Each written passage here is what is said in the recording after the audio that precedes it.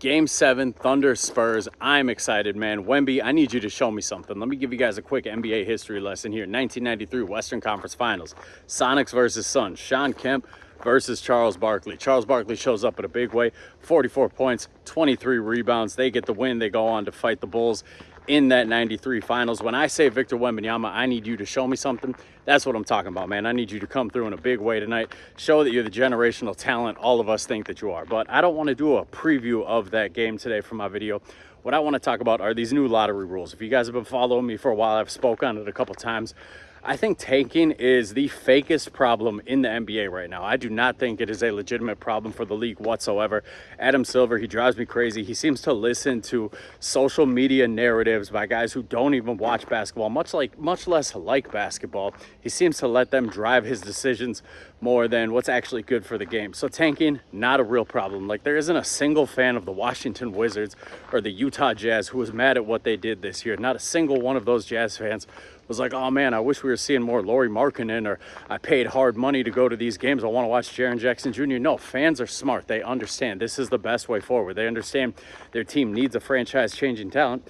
Best way to do that is to suck for a year, get lucky in the draft lottery. So the people who are complaining about it, they're grifters. They're people who just try to use it to further their anti-NBA narratives. They're not people who actually like basketball. So tanking, not a real problem for the NBA. The NBA's real problem is all strictly integrity of the game stuff. You know, the flopping epidemic, the rules, how guys are just blatantly allowed to get away with travels and carries, and it's gotten kind of extreme. You know, the way that they're all so tied into gambling.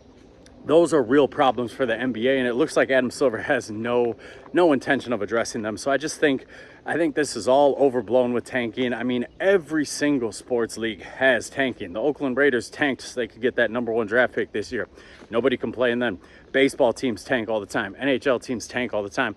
Nobody complains. It's only NBA. It's only when NBA teams do that some of these fake, these fake podcasters, these fake media personalities start having a problem with it. So I think it's been completely overblown. And I hate this new system too. It's a rich get richer type of system. If you're in the bottom of the NBA, if you're in the NBA's basement right now, what are you supposed to do? Like, if you get hired tomorrow to run the Sacramento Kings, so take all the past shit out of it. Don't hit me with, well, you shouldn't have traded for Sabonis or you shouldn't have traded for Levine.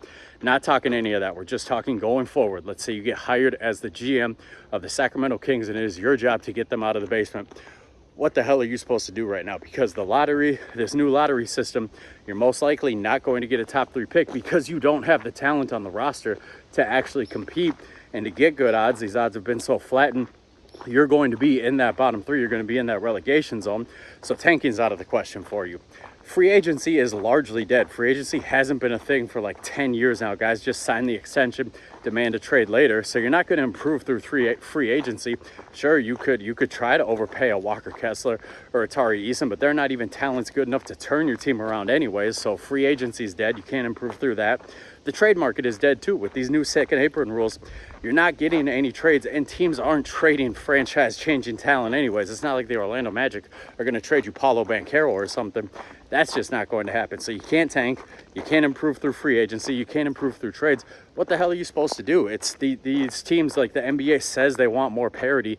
These rules are getting put in place are not going to create more parity. They're just going to help the rich get richer and keep the poor people a lot more poor. These poor franchises like the Kings, like the Grizzlies, they're going to get a whole lot poorer. I don't know what the Brooklyn Nets are supposed to do either. This kind of fucks them in a lot of different ways as well, especially the way that they did it with the draft pick rules and the trading of the draft picks too. Like, that doesn't make any sense. You're the Memphis Grizzlies. You did this trade, or you're the Memphis Grizzlies. You did this trade. You probably wouldn't have traded Jaren Jackson Jr.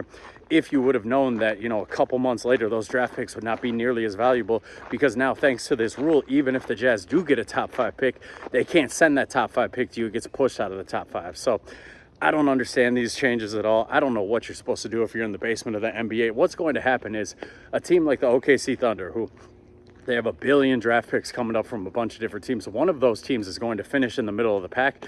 That draft pick is going to end up being #1. Thunder are going to get a lot richer. We're going to see something like that. Like, something is going to come from this. It's going to cause a whole new level of outrage with NBA fans. So it's just a massive overreaction by Adam Silver.